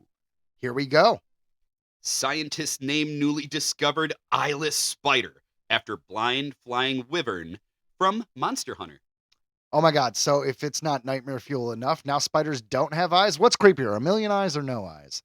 I don't want to deal with a spider like that. Yeah, I'm good. Because, it's got web everywhere, so it's going to know right where you're at anyway. Ooh, creepy. Like once you get into its lair. Well, this comes to us from IGN. Scientists, the original nerd, occasionally like to remind us of that fact by influencing the real world with geeky reference. This time with a spider named after a flying beastie from Monster Hunter. As reported by VG247, a newly discovered spider from China has been named the Atasila Kizu after Kizu, the flying wyvern from Monster Hunter. What do spiders and flying wyverns have in common? Nothing really, but this spider has no eyes, just like its namesake. You know what? I've never played Monster Hunter. I did watch the Monster Hunter movie. That was done by the same team who did the Resident Evil movies. Mila Jovovich was in it, and her husband directed it, and it was really good. But I had no idea what was going on. Like, they didn't really explain the story. It was literally just, we're in a different world. Monsters, fight. So I have no idea what the game is about. I want to say you showed me a preview for it on the podcast before because I was unconvinced, and I was like, okay, I got to see this. Yeah, it's a fun movie. I just didn't learn anything about the world or Monster Hunter at all. Nothing wrong with some dumb entertainment. Yeah. All right, creepy monster though. Kizu, which looked like a fairly normal wyvern from the shoulders down, but quickly break that tradition with incredibly long necks, a giant fanged mouth, and retracted eyes due to spending most of its time in darkness, were introduced way back in the original Monster Hunter from 2004.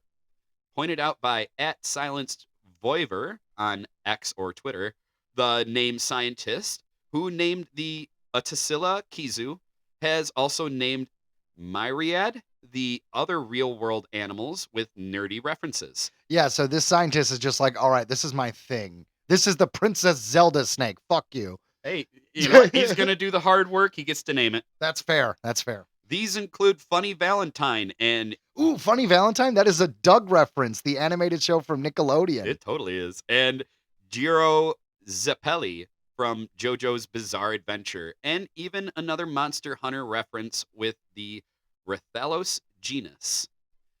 There are plenty of other scientists doing the same too, however. The Sorona butterfly was named after the Lord of the Rings villain. The venomous Tom Hardy was that was the Venom movie. Tom Hardy Venom films, and the Tachyminoids Harrison 40 snake. I love the Harrison 40. Yes, was named after the Indiana Jones actor. It's funny that they have to make like the scientific thing before the name. Like they couldn't just name. You can't just be like, "Oh, that seahorse. It's named Jeff."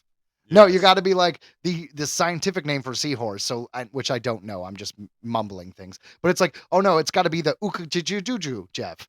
Like you can't just say, like, why is it the big long nonsense and then Harrison 40? Just your made up word was amazing. Yeah, well, you know what? Improv, I'm out of practice, but it's been a while since we had to perform. I ain't even busting your balls. It made me laugh. All right, guys. Scientists, they're effing weird. I love it. Hey, you got to have fun with it. Like I said, if you're going to do hard work, you might as well make it a little fun, right? It's true. And I believe that is the payoff for discovering something new. Like, I don't care. Back in the day when you're exploring, right? Like Lewis and Clark, they get to cross in any river, any mountain they could name, right? Because they weren't really communicating enough with anyone who's already named it, so they just kind of went their own way.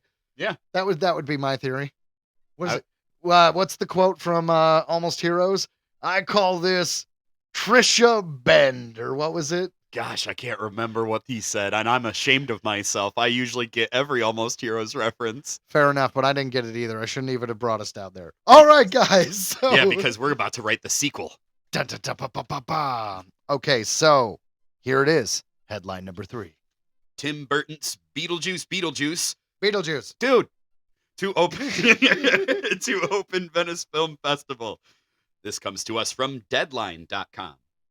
The 81st Venice Film Festival has been set to open with the world premiere of Tim Burton's Beetlejuice, starring Michael Keaton, Winona Ryder, Catherine O'Hara, Justin Theroux, and Monica Bellucci, with Jenna Ortega and Willem Dafoe. Sweet. I didn't know he was in it. Oh yeah, Willem Dafoe. They released a few images of him. He looks cool. He's got like this half his brain is showing. It's fun. I love Willem Dafoe.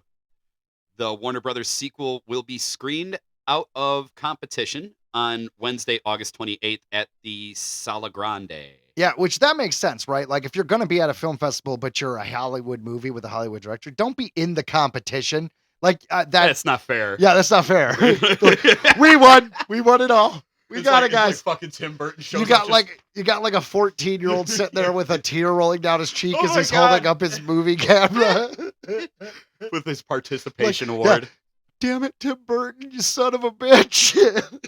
And he's just like, it was good though. Yeah, It was. I mean, I really like the movie, but mine and my dog Jimmy. I don't know why I'm going to Jim so much. Just tugging at his shirt. Please, sir. Could we have a little bit? Could we have a little recognition?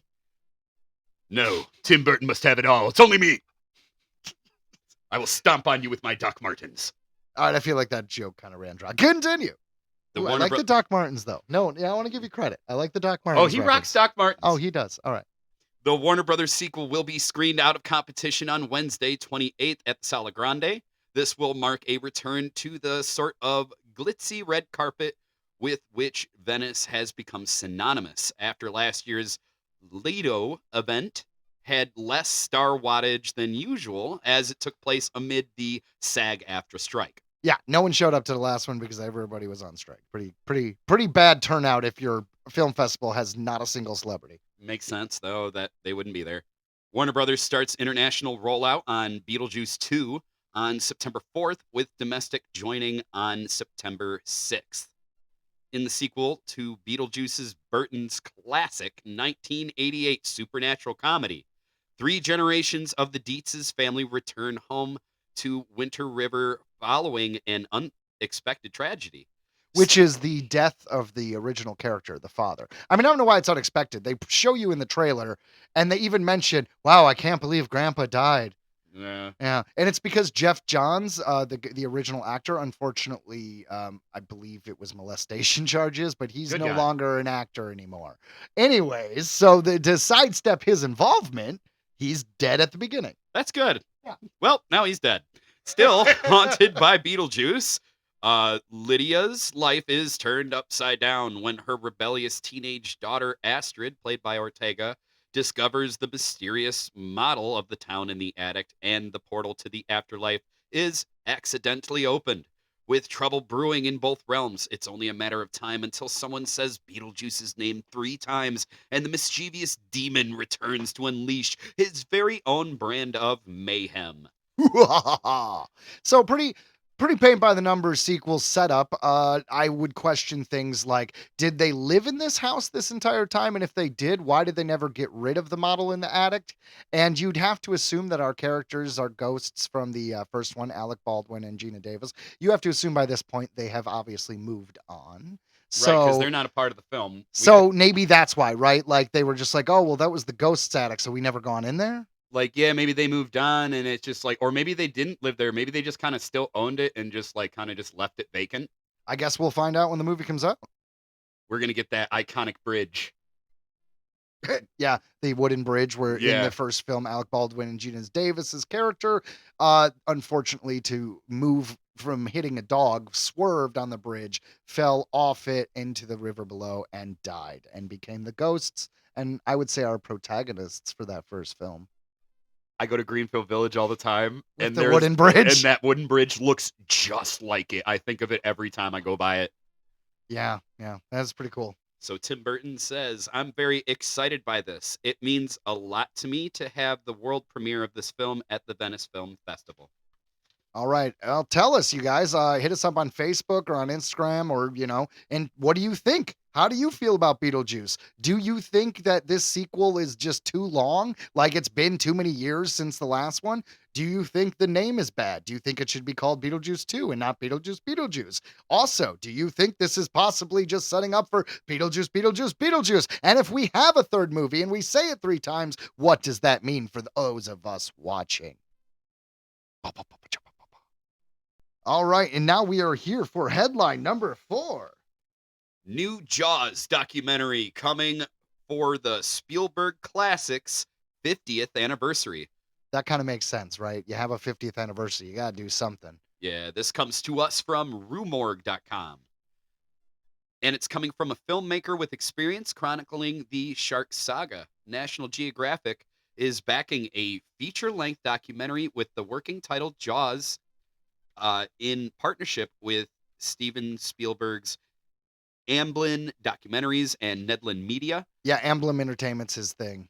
The exploration of the troubled production of Spielberg's film and its legacy will be directed by Laurent Boziru, whose 2-hour plus the making of Jaws for the movie's 1995 Laserdisc edition was a landmark for in-depth special features on disc releases.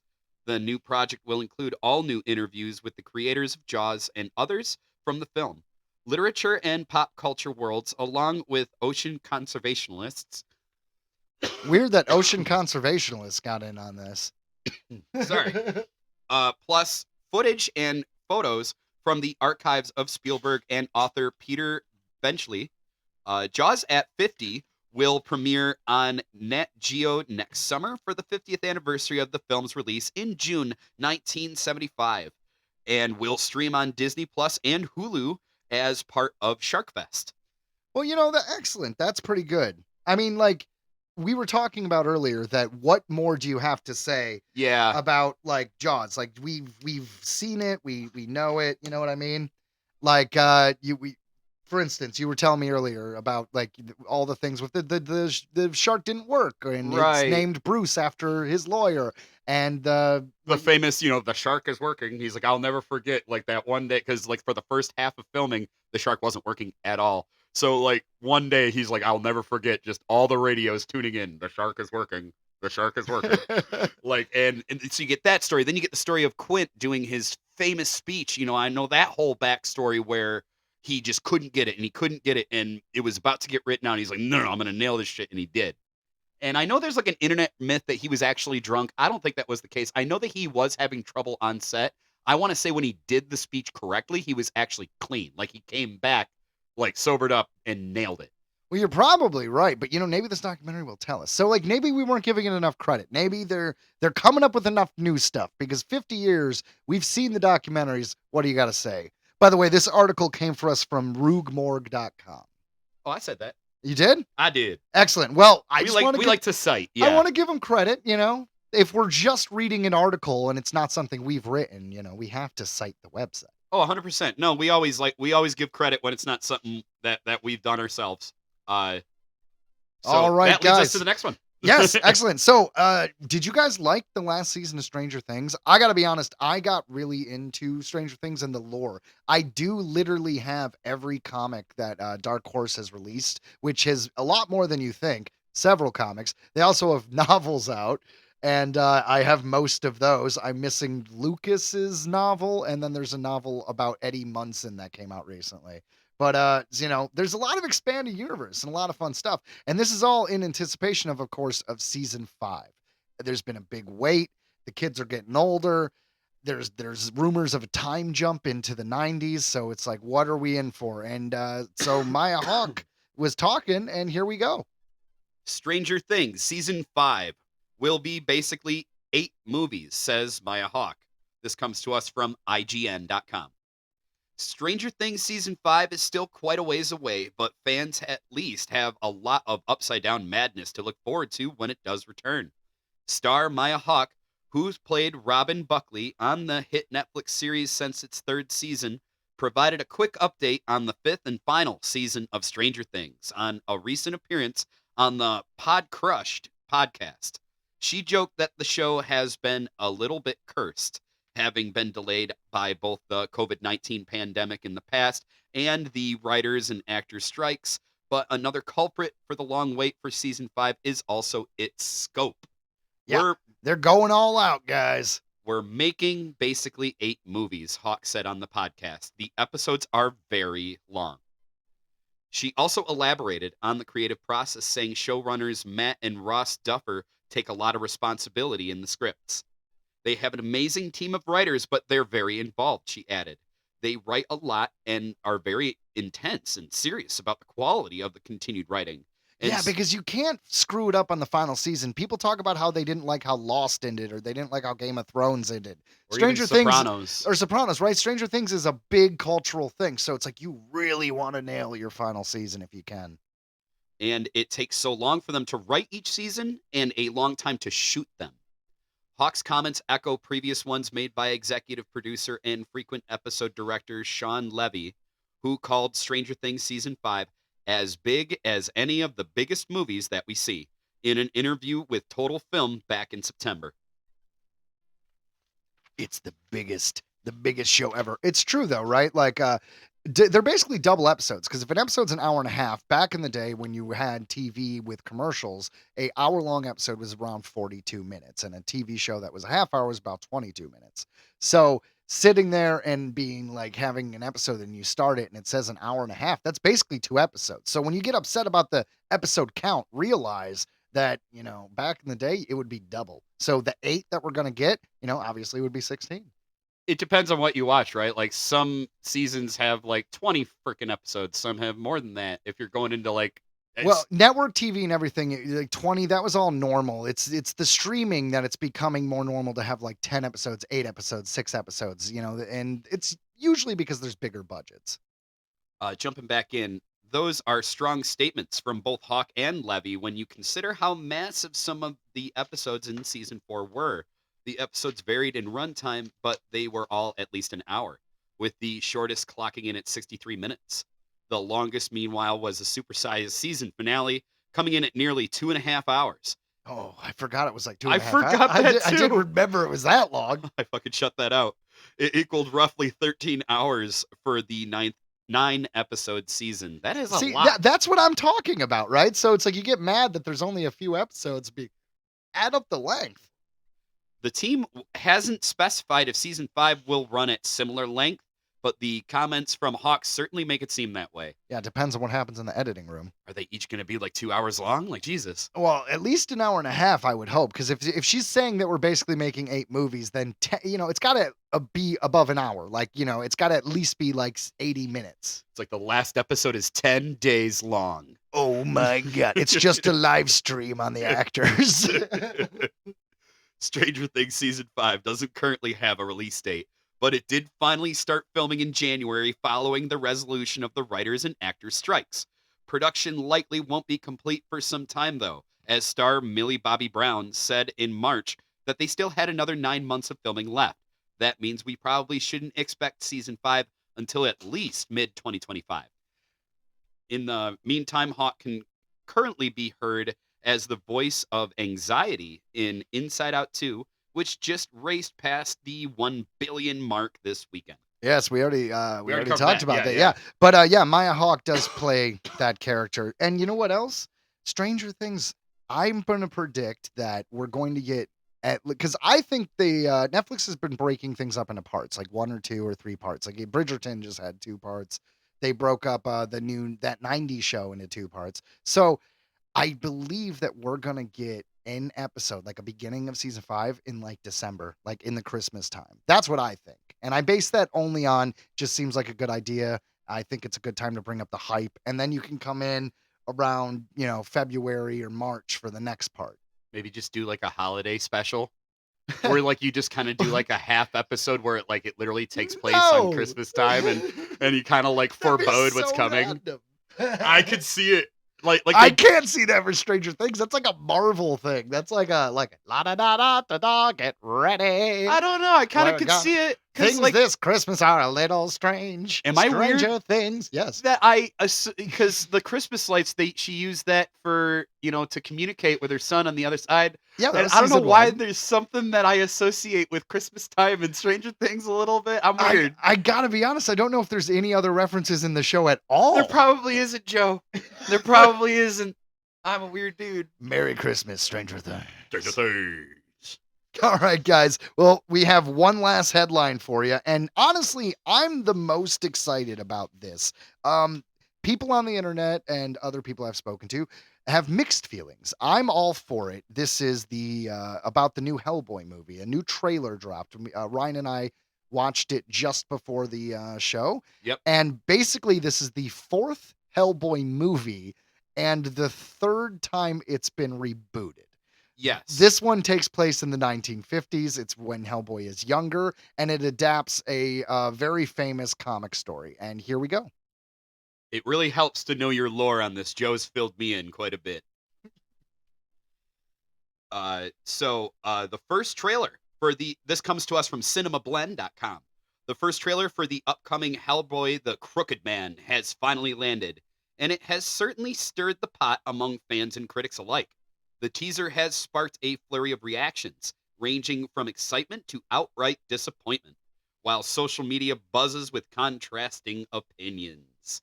The criticism mainly centers on the visual style and the perceived departure from the tone established in Guillermo.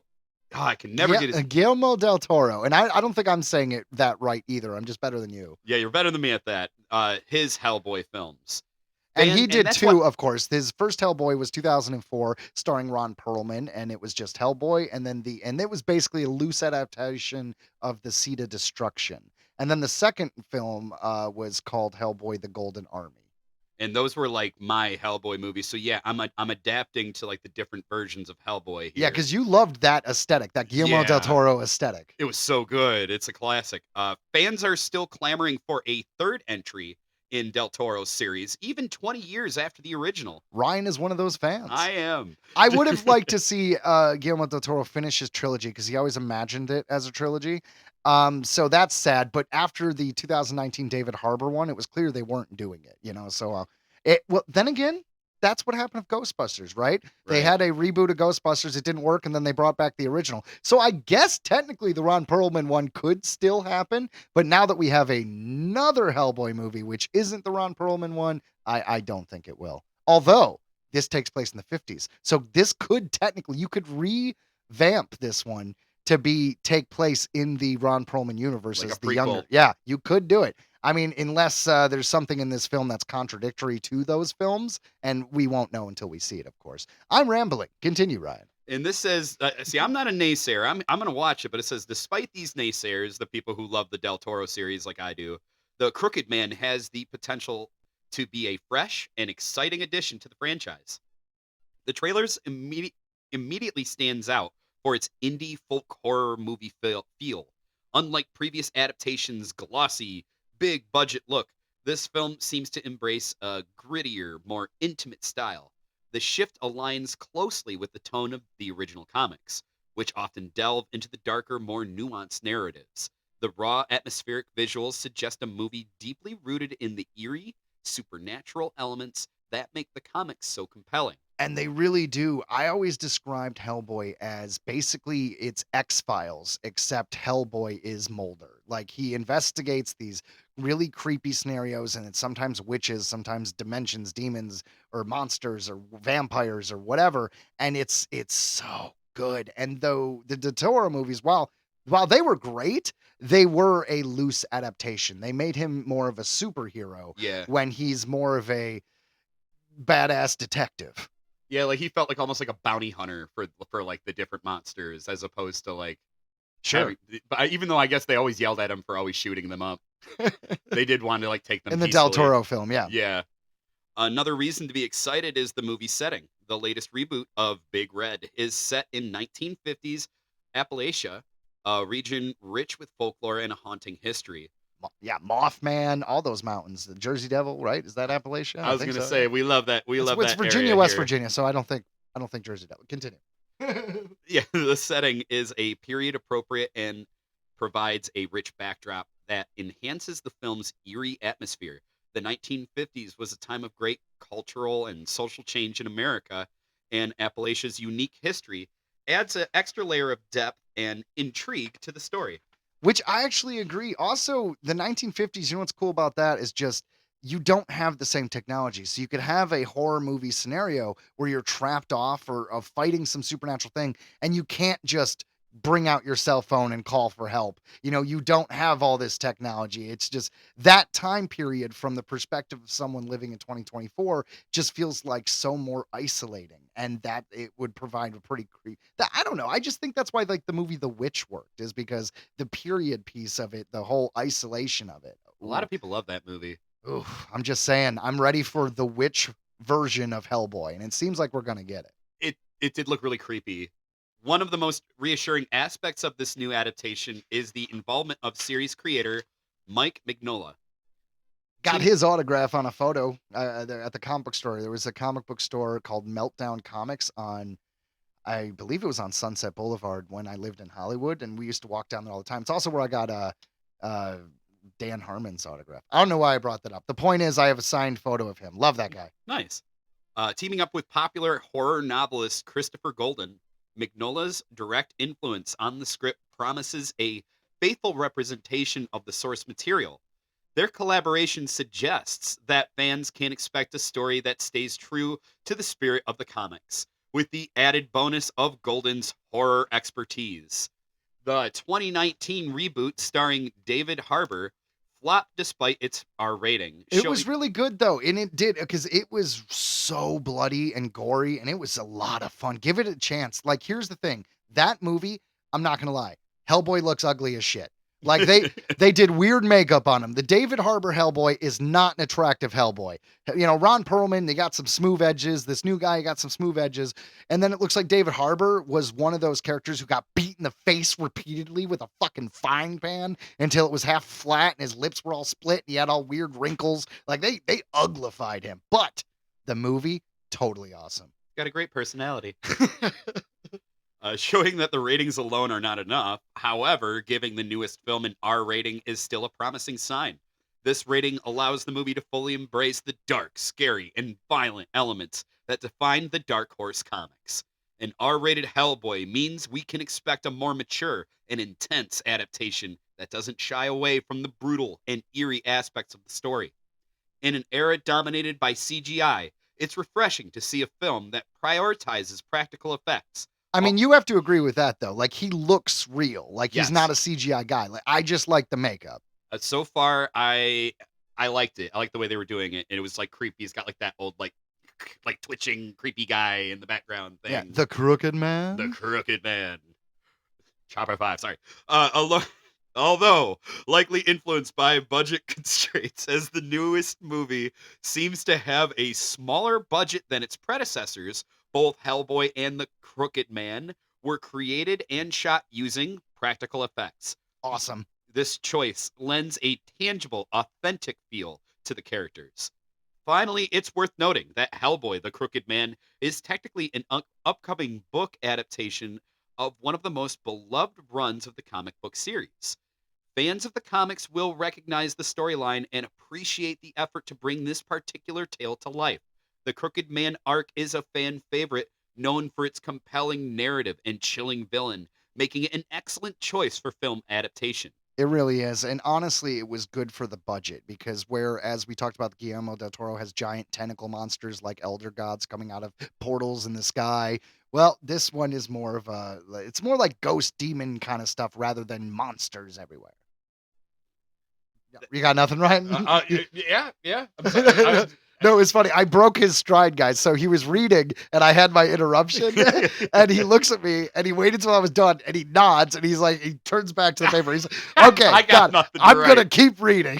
I guess so. The trailer for Hellboy, The Crooked Man, has divided fans, but there are plenty of reasons to remain optimistic about the upcoming horror movie. From its unique visual style and historical setting to the involvement of Mignola and Golden, this film has the potential to be a standout entry in the storied franchise. And that's really all I got is, to me, it looked like a movie that, it like they said, practical effects. There's no CGI. I was looking at it, still thinking of my Del Toro. So I was thrown off. So I can see where people get thrown off, and obviously, I'm still kind of sitting here going, "We'll see." Yeah, You know, we'll we'll see. see, I get what yeah. you're saying though. You wanted that feel of those movies you loved, and this isn't it. And I feel like a lot of people have that when they watch movies, right? Like if you loved the 1960s Adam West Batman, you'd be a little thrown by the 80s Tim Burton Batman. And if you Definitely. loved the Tim Burton Batman, you might not like the realization of Nolan's Batman, and so on and so on. So this has been 20 years. That first Hellboy movie came out in 2004. So this is, 20 years later, it's rebooted and it has a different feel. And I'm here for it because I like Hellboy. I'm a Hellboy fan. Like I said, I had Mike's autograph. I have a novel here called the Bones of Giants, one of my favorite, and it's written by Christopher Golden, the guy who did the screenplay for this film. That's And neat. if you open up the first page, Ryan, check this out. I even have a signature He from does. right there. That's sweet, dude. So I'm a big Hellboy fan, and I'm excited. And I also love the Del Toro films, and I want it in any of its iteration. Kind of like the David Harbour movie, even though they made him ugly, that was a good movie. So you want to give me more Hellboy? I'm in. I'm into. Like I said, I guess it wasn't what I was expecting. Fair enough. But I mean, yeah, fair enough, right? Like, I mean, it's okay. I'll totally watch it because I love horror. Well, I hope this movie does good because the last one flopped, and this is a reboot. And if this one flops, it might be a very long time before we get another one.